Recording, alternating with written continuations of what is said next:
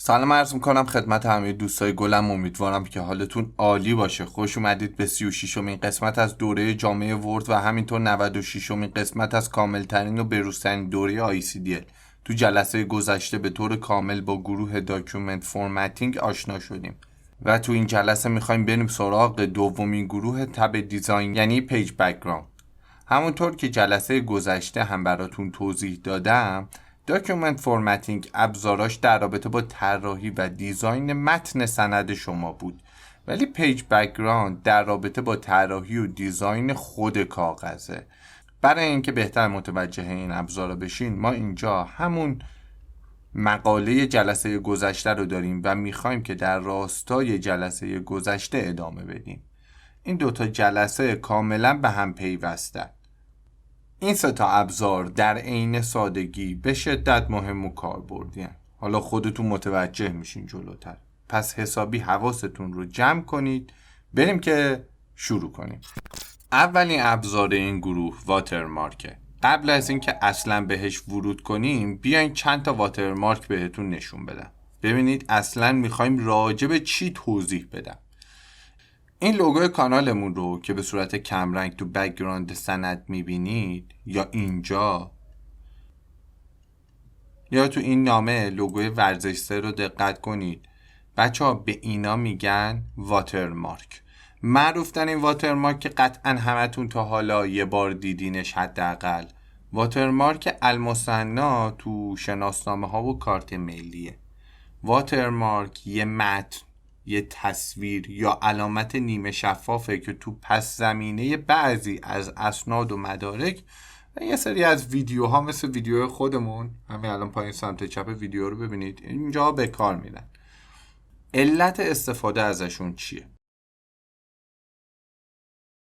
یک، میتونه برای حفاظت از مالکیت اون سند باشه. نمونهش همین فایلای PDF رو من واترمارک کانال رو زدم که کسی به اسم خودش جایی تو کانالش نذاره. هر جا پخش شد بدونم برای آیتی منه. البته بچه ها این PDF ها فایل وردن که تبدیل به PDF شدن ها. نکنید اینها. با نحوه تبدیل ورد به PDF تو جلسات آینده آشنا میشیم. دو، مشخص کردن وضعیت اون سند. مثلا واترمارک درافت اگر روی یه سندی بخوره یعنی این نسخه نهایی نیست. اگر کانفیدنشیال بخوره یعنی این سند محرمانه است. دو نات کپی یعنی اجازه ندارید این سند رو کپی کنید. سمپل یعنی این سند نمونه است. نمونه به معنی عالی نه ها، به معنی نمونه. بابا به قول حمید لولایی کو نمونه. چی؟ کو نمونه. ASAP یعنی as soon as possible، یعنی در اولین فرصت یا هرچه سریعتر. برای اسنادی که ضرب العجلیاً به کار میره. و در نهایت urgent یعنی فوری، اضطراری. اینا مثل قبلی برای اسنادی که فورس ماژورن. هر کدوم از این واترمارک ها رو که انتخاب کنیم به سندمون اضافه میشن. هر کدوم هم 2 تا نسخه دارن. یه نسخه که افقی نوشته شده، یه نسخهش هم اوریبه که معمولا از این اوریبه هم استفاده میکنن. میبینید که به پشت متن سند ما این واترمارک اضافه شد. خب تا اینجا 2 تا کاربرد واترمارک رو متوجه شدیم. یکیش حفاظت از مالکیت بود، دومی مشخص کردن وضعیت سند، سومی میتونه برای برند سازی باشه. خیلیا برای دیده شدن برندشون لوگوشون رو تو همه اسناد واترمارک میکنن. و چهارمین دلیل میتونه برای ردگیری نسخه ها باشه. بچه تو بعضی از سازمان ها روی هر نسخه از سند که به هر شخصی میدن اسم اون شخص رو روی اون سند واترمارک میکنن که اگر یه زمان اطلاعات درس کرد بیرون بدونن که کی فایل خودشو لود داده. حالا باز اگر دلیل دیگه ای داره و شما ها میدونید تو کامنت ها بگید که دیگه همه استفاده کنن بچه ها. حالا نحوه استفاده از واترمارک چجوریه؟ هم میشه از همین واترمارک های آماده استفاده کرد که خب همین الان اضافهش کردیم دیدید و تو اسناد فارسی سر سوزنی کاربرد ندارن اینا. هم میتونید خودتون یه واترمارک بسازید. کاستوم واترمارک رو که انتخاب کنید یه پنجره جدید براتون باز میشه تحت عنوان Printed Watermark که به صورت پیش‌فرض روی نو واترمارک. من چون یه واترمارک متنی به سندم اضافه کردم تیکه تکست واترمارک خورده بچه‌ها. اگر برگردونم رو نو واترمارک اپلای رو بزنم نگاه کنید واترمارک رو حذف میکنه. کما این که میتونستید این کار رو با ریموو واترمارک هم انجام بدید. یه واترمارک اضافه کنم، نگاه کنید ریموو واترمارک رو که بزنم حذف میشه. حالا اگر کاستوم واترمارک رو بزنم نگاه کنید تو حالت عادی اینجوریه. اگر بخوایم عکس به عنوان واترمارک به سندمون اضافه کنیم، مثل همین نمونه هایی که الان با هم دیدیم، پیکچر واترمارک رو انتخاب میکنم، سلکت پیکچر رو میزنم تا یه عکس از داخل کامپیوترم انتخاب کنم. بعد از اینکه پیداش کردم انتخابش میکنم اینسرت. حالا یه گزینه پایینش داره به اسم اسکیل، ابعاد. ترجیحاً بذارید روی اتو بمونه. اگر دیدین خیلی عکس کوچیک یا خیلی بزرگ شد میتونید دستی بهش ابعاد بدین.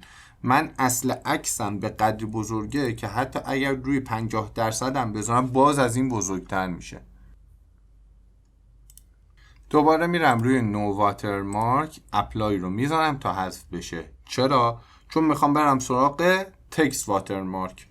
اولین گزینش گفته زبان چیه؟ میگم فارسی.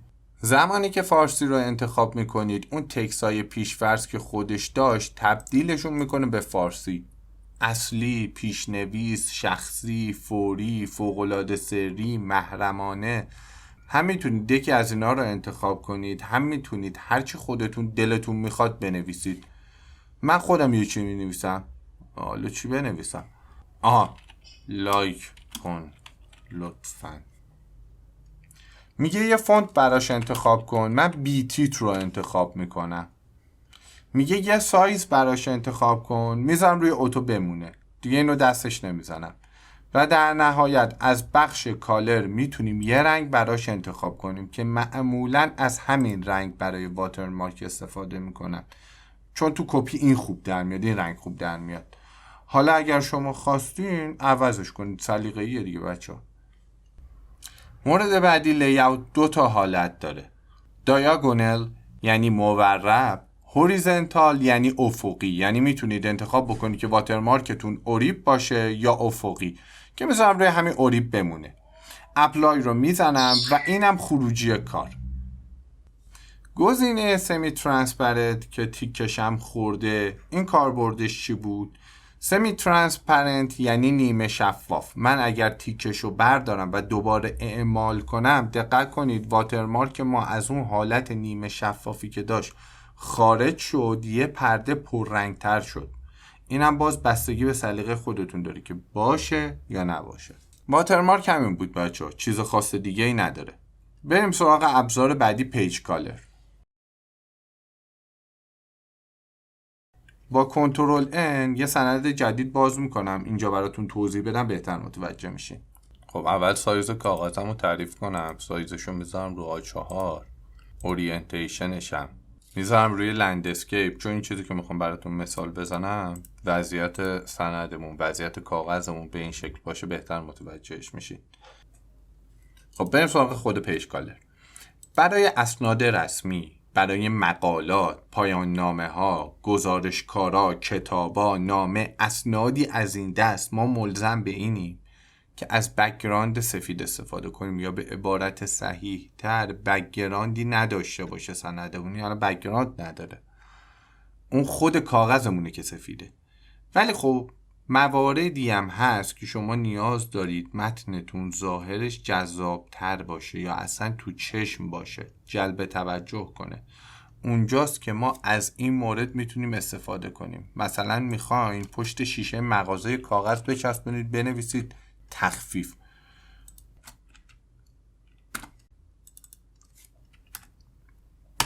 خب اوکی، اگر کسی چشمش بخوره به این متنی که من الان نوشتم و دقت بکنه، متوجه میشه که شما تخفیف گذاشتین. میگم باید چشش بهش بخوره و لازم حواسش باشه. ولی اگر شما بیاین برای پس زمینه کاغذی یه رنگ جیغ، یه رنگ تو چشم انتخاب کنید و متنتون رنگشو به سفید تغییر بدید به نظر خودتون بهتر دیده نمیشه تا اون چیزی که قبلا بود؟ البته برای اینکه جلب توجه بیشتری بکنه راهکارهای دیگه ای هم هستا، فقط تغییر رنگ پس زمینه نیست. مثلا مارجین رو تا اونجایی که جا داشته باشه باید کوچیکش کنیم. جزوه که نمیخوایم بنویسیم که حاشیه کاغذ برامون مهم باشه. باید تا اونجا که جا داشته باشه متنمون رو بزرگ کنیم. باید از تمام فضای کاغذمون استفاده کنیم تو اینجور موارد. یا مثلا یه کار دیگه ای که میشه انجام داد، میان یه حرف رو با شیفت و حرف ت کشیدش میکنن. مثلا برای مثال تو همین کلمه تخفیف خوراک حرف یه هستش این کار. و حالا راهکارهای دیگه هم هست که دیگه بماند. پس خلاصه که ما از بخش پیج کالر میتونیم رنگ پس زمینه رو عوض کنیم. رنگا هم 2 تا دسته بندی دارن.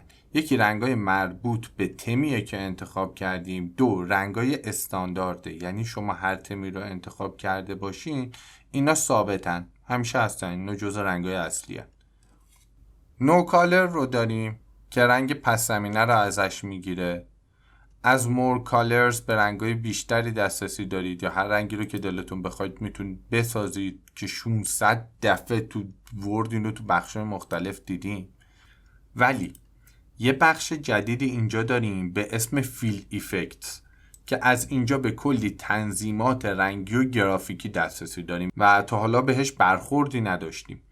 یه تب داره به اسم گریدینت. گریدینت یعنی شیبدار. میتونیم پس زمینه هایی با رنگای ترکیبی بسازیم. یعنی یه رنگمون شیب پیدا میکنه به یه رنگ دیگه، یا شیب پیدا میکنه به سمت تاریکی یا به سمت طیفای روشن‌تر همون رنگ.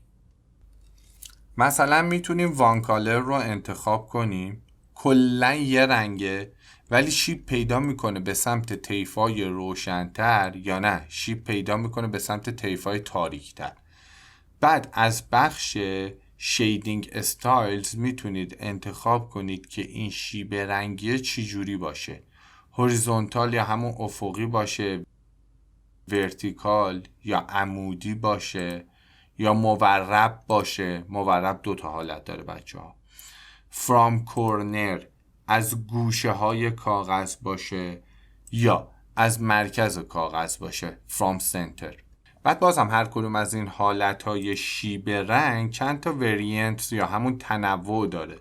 مثلا تو این حالت افقی که هستیم وسط طیف تیره باشه بره به سمت طیف رنگ قرمز، یا وسط رنگ قرمز باشه بره به سمت تیرگی، یا نه تیرگی از بالا شروع بشه بیاد پایین، یا از پایین شروع بشه بره بالا.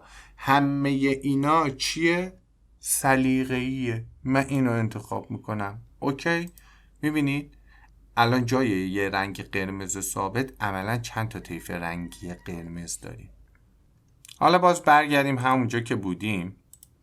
یه قابلیت دیگه وجود داره به اسم تو کالرز. اینجا دیگه 2 تا رنگ متفاوت میتونیم داشته باشیم، نه یه رنگ با طیفای مختلف. رنگ اول میذارم همون قرمز بمونه، رنگ دومو مثلا بنفش رو انتخاب میکنم. باز این 2 تا گزینه پایین شیدینگ استایلز و وریانتس برای تو کالر هم فعاله. این سری فرام سنتر رو انتخاب میکنم و خروجی کار شد این. باحال هم شد اتفاقا. یه حالت آخری هم داره به اسم پریست که خود ورد اومده یه سری ترکیب به صورت آماده برامون ساخته، اینجا در اختیارمون قرار داده، میتونیم از اینا هم استفاده کنیم. تب گریدینت تموم شد، ولی به غیر از اون فیل ایفکت 3 تا تب دیگه هم داره. البته مهمش همینه ها، ولی این یکی ها رو هم یه بررسی بکنیم. تب بعدیش تکسچره. تکسچر یعنی بافت.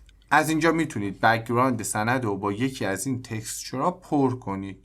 مثلا بافت پاپیروس، بوم نقاشی، حصیر، فیش فسیل، فسیل ماهی، گرانیت و یه سری بافتای دیگه. اوکی رو بزنم به سندم اضافه میشه. همین، چیز خاص دیگه ای نداره. بریم سراغ تب بعدیش که اسمش پترنه. پترن دوستان یه سری الگوهاییه که با نقطه و خطه، بعد از 2 تا رنگ تشکیل شده. foreground color که رنگ همون خطوطمونه، رنگ اون طرحمونه، و یه background color داره که رنگ پس زمینه است. من اینو میذارم همین بمونه. بعد از اینکه رنگاشو انتخاب کردین، یکی از این پترنا که باش حال میکنید رو انتخاب کنید. اوکی، تمام، خروجی کار اینه. و بریم سراغ آخرین تب فیل ایفکتس یعنی پیکچر. میتونید یه عکس رو به عنوان پس زمینه انتخاب کنید. سلکت پیکچر رو انتخاب میکنید. من عکسم داخل کامپیوتره، انتخابش میکنم، اینسرت، اوکی، تمام، عکس ما به عنوان پس زمینه انتخاب شد. به همین راحتی. با توضیح فیل ایفکتس پیج کالر هم کامل بررسی شد. دیگه وقتشه که بریم سراغ آخرین ابزار یعنی پیج بوردر. اینو برگردیم رو همون سند قبلیمون اونجا نشونتون بدم، بهتر متوجه میشید. بچه‌ها پیج بوردر این قابلیت رو داره که برای ما دور سندمون یه قاب ایجاد کنه، یه حاشیه بندازه دور صفحه، که حالا این قاب ما میتونه خطوط ساده، نقطه چین، خط چین، خطوط تزئینی یا حتی یه سری اشکال باشه. تو حالت عادی که روی نانه، یعنی هیچ حاشیه‌ای نداره، میتونیم باکس رو انتخاب کنیم که یه حاشیه ساده دور تا دور سندمون ایجاد کنیم. یا میتونیم از مورد بعدیش یعنی شادو یا همون سایه استفاده کنیم که خب همونطور که از پریویوش مشخصه 2 تا از خطوطش باریکه، 2 تا دیگه شکم ضخیم‌تره که یعنی مثلا حاشیه ما سایه داره. خیلی کاربردی نیست شادو، خیلی خودتون رو معطلش نکنید. مورد بعدیش تیریدی، حاشیه‌اش یه مقدار حالت سه‌بعدی داره، مثلا خیلی واضح نیست تا این که حالا مثلا فکر کنید الان انتخابش بکنید یه چیز تیریدی عجیب غریب ببینید، نه، ولی خب میشه از این حالت هم برای سندایی که خب رسمی نیستن استفاده کنید.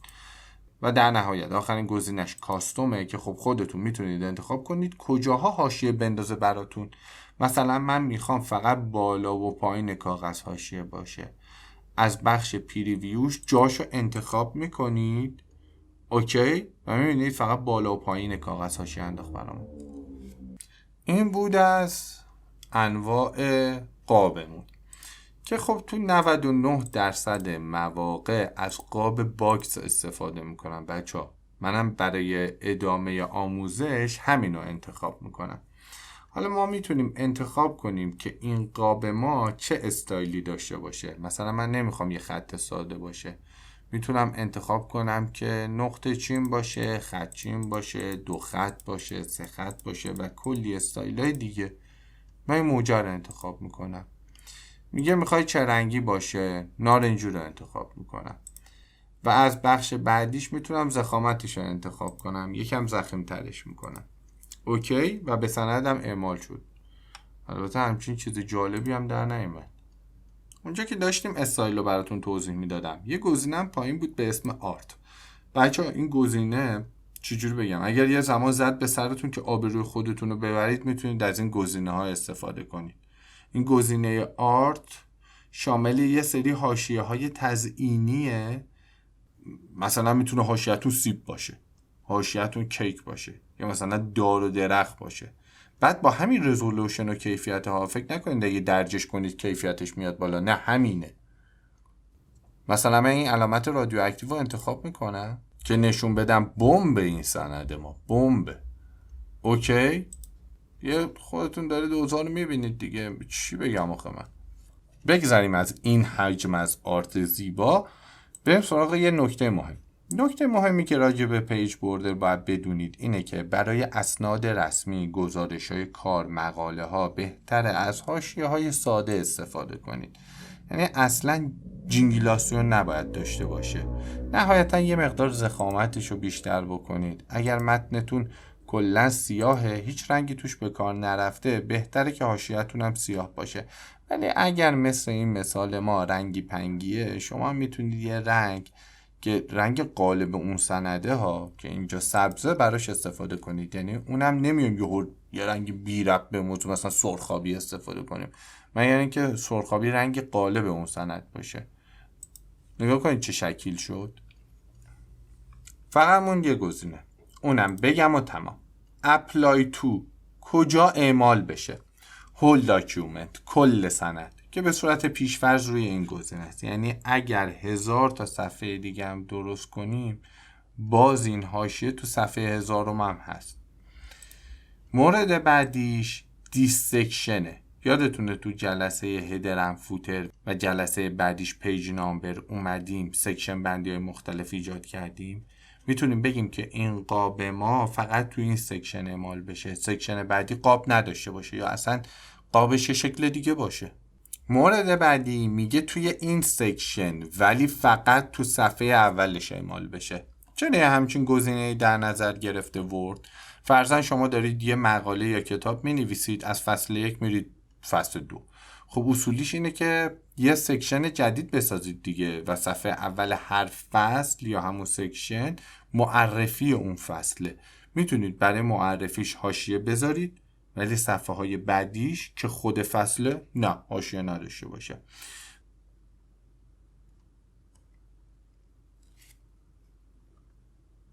و در نهایت آخرین گزینه‌اش dissection all except first page.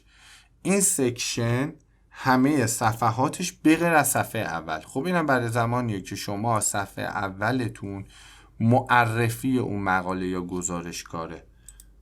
خب صفحه معرفی که نباید حاشیه داشته باشه، اینو قبلا صحبت کرده بودیم راجبش.